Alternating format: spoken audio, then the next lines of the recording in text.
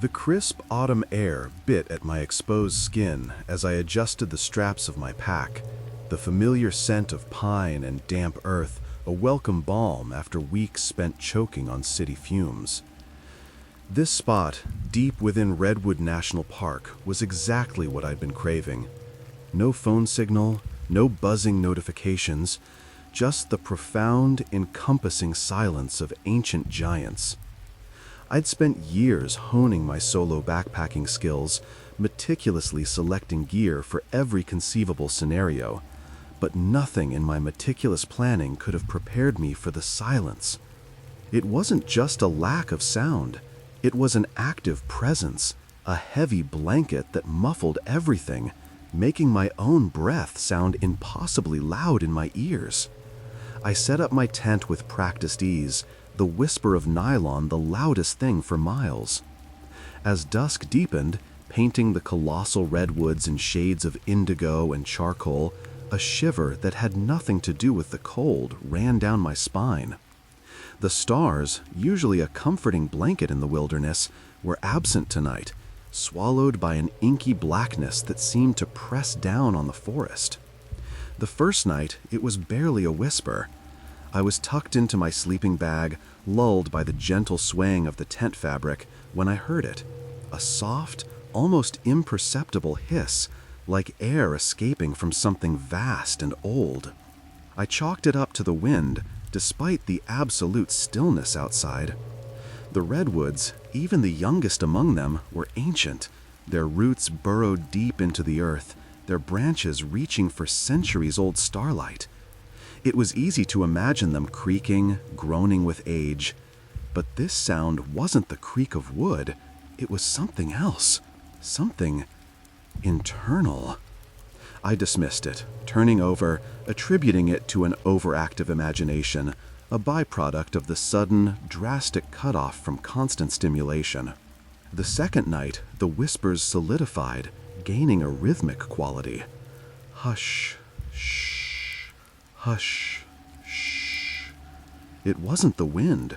There was no wind. It came from all around me, a low, guttural hum that vibrated through the very ground. I lay awake, heart thrumming against my ribs, straining to identify it. An animal? No animal I knew made a sound like that. It wasn't a growl, not a roar, just a deep, resonating hum that seemed to emanate from the very wood of the redwoods surrounding my tiny clearing. I clicked on my headlamp, its beam swallowed by the immense darkness, casting long, distorted shadows that danced like phantom limbs. The sound intensified slightly, as if the trees themselves were breathing, a slow, deliberate intake and exhale that resonated with an unsettling primeval rhythm. Panic, cold and sharp, pricked at my resolve. I tightened my grip on the small multi-tool under my pillow, a futile gesture against something so vast and undefinable. By the third night, the humming had become a constant companion, a low, unsettling drone that permeated the air, vibrating in my teeth. It was no longer subtle, it was insistent, weaving itself into the fabric of the night, making every rustle of leaves, every distant hoot of an owl seem alien and wrong. I tried to distract myself, reading by headlamp, but the words swam before my eyes, punctuated by the rhythmic thrumming. I swore I could feel it through the ground, through the thin fabric of my tent, a low-frequency vibration that settled deep in my chest. When I stood up to stretch, the sound seemed to shift, subtly following my movements. I'd walk a few steps towards the edge of the clearing, and the humming would intensify slightly from that direction, then lessen as I stepped back. It was as if the forest itself was a single, vast organism, aware of my presence and perhaps observing me. I started talking to myself, quiet murmurs under my breath, just to hear a human sound, to remind myself I wasn't utterly alone.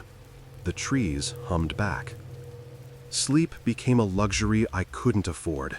Each night was a battle against the creeping paranoia, my mind racing, trying to find a logical explanation. Seismic activity? Some obscure insect?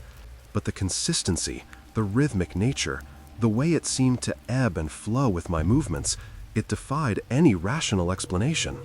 I found myself staring at the colossal trunks, their bark rough and ancient, seeing faces in the shadows, imagining unblinking eyes watching me from within the deep fissures of the wood. The profound silence I had craved now felt like a suffocating presence, amplifying the bizarre sounds until they were all I could hear, all I could think about. On the fourth day, I decided to move my camp. Just a little further down the trail, I reasoned, to see if the sound changed, if it was tied to this specific spot. The trees, of course, offered no resistance. The arduous task of breaking camp and trekking a few miles through the dense undergrowth with the ever-present hum in my ears served only to exhaust me further.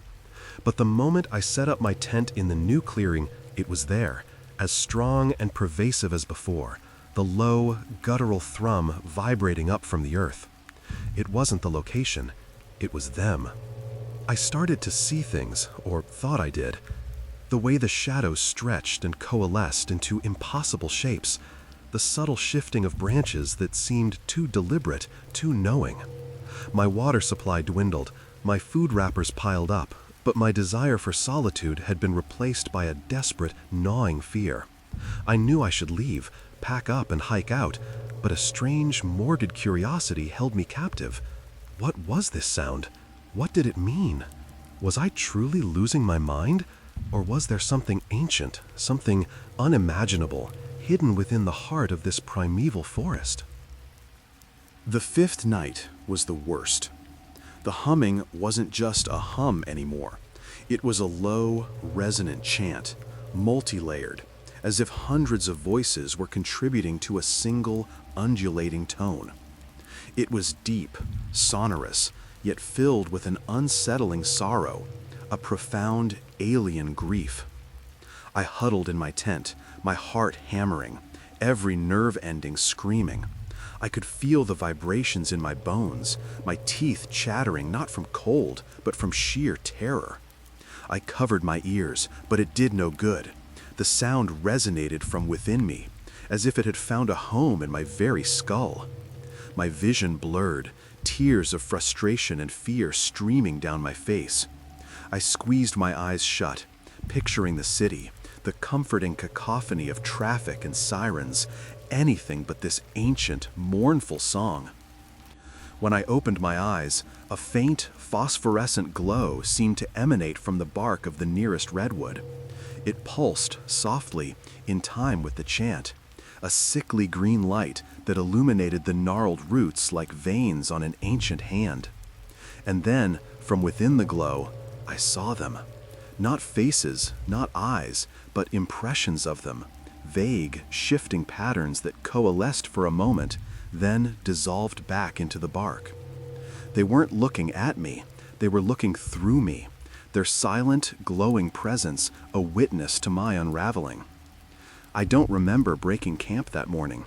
My last clear memory is of scrambling out of the tent, throwing my gear into my pack in a frantic, uncoordinated mess, the chanting following me, pressing in from all sides. I ran. I ran until my lungs burned, until my legs were numb, until the ancient trees finally began to thin, giving way to younger, less imposing growth. The sound faded, slowly, agonizingly, as I pushed further out, replaced by the chirping of birds, the rustle of ordinary leaves, the familiar, comforting sounds of a normal forest. I made it back to my car, shaking, covered in grime and sweat, my mind a tangled mess of fear and disbelief. I haven't been back since. Sometimes, late at night, in the oppressive silence of my small apartment, I think I can still hear it, a faint, almost imperceptible hum, just at the edge of hearing, resonating deep within the walls, within the very fabric of my being. And I wonder, was it real? Or did the profound silence, the overwhelming solitude, finally break something deep inside my mind, leaving me forever haunted by the ancient song of the redwoods?